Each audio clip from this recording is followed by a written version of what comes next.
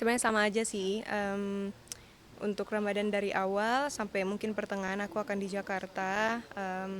Dan kebetulan di sini masih ada mama sama kakak aku juga. Jadi papa aku sama dua adik aku ada di kampung. Tapi insya Allah aku akan pulang pertengahan bulan Ramadan. Jadi tetap aku akan raya di kampung. Oke, di mana sih kampungnya Bang Ida? Di Nuangan, di Kabupaten Bolaang Mongondo Timur, itu di Sulawesi Utara. Oh gitu. Hmm. Emang biasanya tiap tahun selalu rayain di kampung Setiap tahun apa? ya, karena Oh, aku nggak mau ketinggalan Ramadan itu di mana-mana aku harus ke kampung karena Ramadan di kampung tuh nggak tahu ya lebih lebih berasa terus juga kita bisa ketemu sama banyak keluarga di sana terus kita makan makanan khas di sana gitu. tapi apa yang membedakan atau yang dirindukan yang tadi Ramadan di kota sama Ramadan di kampung? Yang benar-benar dirindukan gitu. Entah makanannya atau suasananya apa ya, Kalau tradisinya gitu loh. kalau di Mm-mm. sebenarnya lebih ke kampung sih. Kalau di kota kan kayak misalnya di Jakarta kayak gini aku sebenarnya sibuk kerja aja gitu. Oh, oke. Walaupun Ramadan tetap kayak ada tapping on air, off air kayak gitu-gitu. Sebenarnya lebih kayak kalau di kampung itu kayak makanan-makanannya yang dirindukan, kue-kue yang dimana gula merahnya tuh asli gula merah di sana, madu, terus pokoknya kue-kue khas sana, makanan khas sana. Terus juga kalau Lebaran kita biasanya makan oh, daging-dagingan, gulai, ya, biasalah. Aku masih ada darah Arab jadi tapi Arab maklum ya. Pokoknya cuman makan dari disiapin sama keluarga gitu. Jadi itu yang selalu dirindukan. Oke, berarti kalau di Jakarta kayak menu santap sahur atau berbuka itu ngikutin makanan khas ini nantinya ya. Iya Susah dong. ya Iya. nyari makanan. Apa ya, taste-nya beda, seleranya beda gitu. Rasa yang kita buat di sini tuh sama yang di sana beda. Oh, Gitu. Kalau di sini kan kayak nggak semeriah yang di kampung ya. Kalau di sini kan kita nyiapin buat kita sendiri aja, buat aku sendiri. Tapi kalau di kampung kan satu keluarga, terus juga tetangga semua tuh kayak keluarga. Jadi kita kayak mampir-mampir ke kompak lah rumah, ya berarti. kompak banget gitu. Oke, berarti bisa dibilang eh, sangat banget merindukan suasana itu ya. Betul. Gitu ketimbang di Mm-mm. Jakarta. Dan ini berarti udah berapa tahun keberapa kalau dia mungkin di ada Ramadan di Jakarta gitu. Dari tahun 2014 kali ya. Hmm, Jadi sudah 11 tahun. 11 tahun. Iya. Itu kalau di kampung tuh ke Ramadan kita biasanya H-3 itu kita kayak nyalain lampu-lampu di depan rumah.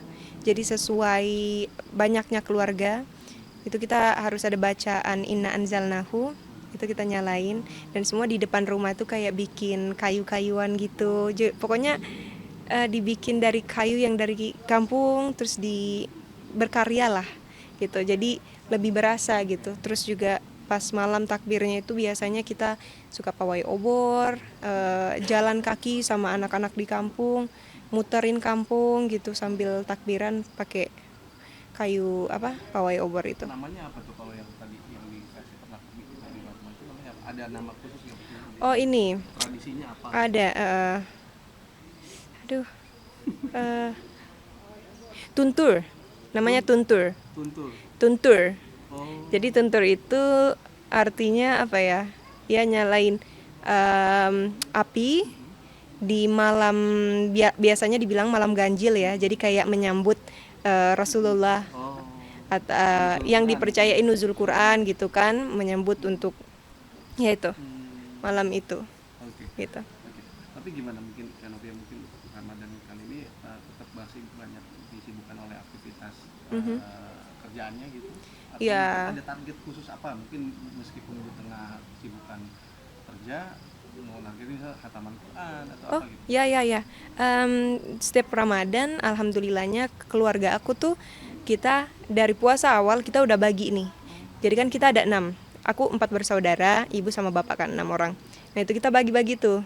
Aku di juz berapa sampai juz berapa, bapak dari juz berapa sampai juz berapa, terus nanti pas di udah ujung Doa, terakhir itu Ramadan kita hatam bareng-bareng. doa hatam itu Iya ya. doa hatam bareng-bareng, Oh, gitu. dan itu udah selalu di apa udah jadi tradisi di dalam Iya, keluarga iya, Kanopia tuh. Tiap tahunnya mm-mm, begitu ya. iya. Seperti apa sih kak? Mungkin ini banyak publik juga yang mungkin nggak menyangka loh seorang Nofia Mahmid yang memiliki suara yang sangat tinggi, bagus, Masya Allah. tapi jago ngaji juga gitu, jago agama juga gitu. Itu Enggak. didikan orang tua sendiri seperti apa sih Kak?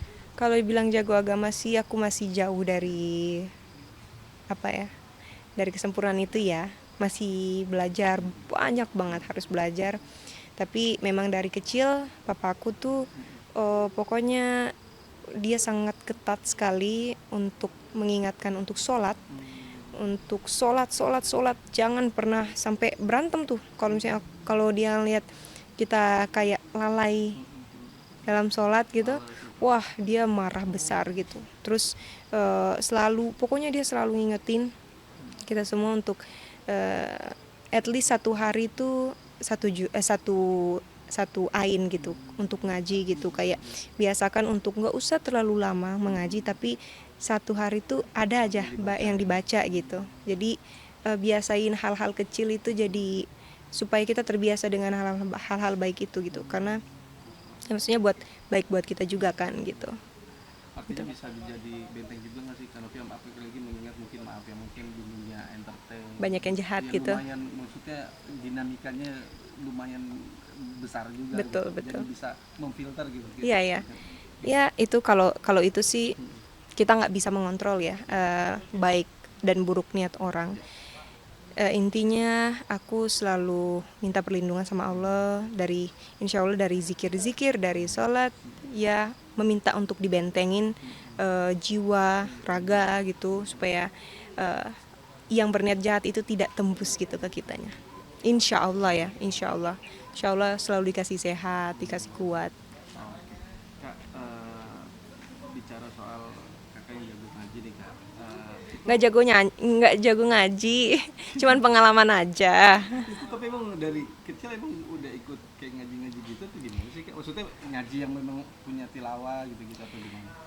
Aku tuh ngaji dari kecil sekali kan, udah ikut ngaji. Terus seru banget kalau ngaji di kampung itu tuh, kita sepedaan dari rumah ke tempatnya guru. Dan sebelum ngaji itu biasanya kita dulu disuruh bareng-bareng nih, kita jalan ke sungai untuk nimbah air dulu. Jadi karena guru kita nggak dibayar kan sama uang gitu, jadi dia cuma minta kita untuk nimbah air. Jadi kita anak-anak tuh barengan gitu, kayak bawa-bawa air timbah, satu orang 1 galon, padahal waktu itu kita masih kecil. Tapi hal Tahun tuh Kak kalau ingat. berapa ya, dari iya dari 5 tahun, dari segitu udah ini. Jadi itu yang aku sangat rindukan ya, karena sulit untuk didapatkan di zaman sekarang itu, untuk kesederhanaan kayak gitu, yang hal-hal besar tapi kita tidak menganggapnya itu besar gitu, tapi itu menjadikan kita seseorang yang mandiri, tangguh, terus juga nggak takut akan kotor, nggak takut akan jadi maksudnya segala sesuatu kita nikmati gitu. Dan itu berarti dari kecil emang udah dalam lingkungan agama, dalam arti pengajian gitu emang udah Iya, iya, ngaji, iya. mengajarkan itu ya. Iya, dan kita sering berkegiatan di musola. Kita ada musola dekat rumah gitu kan. Jadi selalu kayak apa ya? Aku tuh senang banget dulu bikin aktivitas sama teman-teman aku, dan aku yang ngajakin gitu, kayak ayo kita sholat subuh yuk bareng, sampai kita tidur di masjid, di musola. Terus abis dari sholat subuh kita jalan-jalan ke atas gunung, karena kan dekat dari gunung kan. Terus kita ke pantai, jalan dari pantai, kita kayak nungguin orang abis tangkap ikan, kita minta ikan gitu, terus kita bakar pinggir pantai. Abis dari bakar kita masukin, celupin lagi ke dalam laut biar garamnya dapat dari situ, terus dibakar lagi baru kita makan. Hal-hal kayak gitu tuh Masya Allah, yang kayak wow, ternyata aku bersyukur sekali bisa ngalamin hal itu dulu pas aku masih kecil gitu. Jadi aku sangat bangga menjadi anak yang tumbuh di kampung gitu.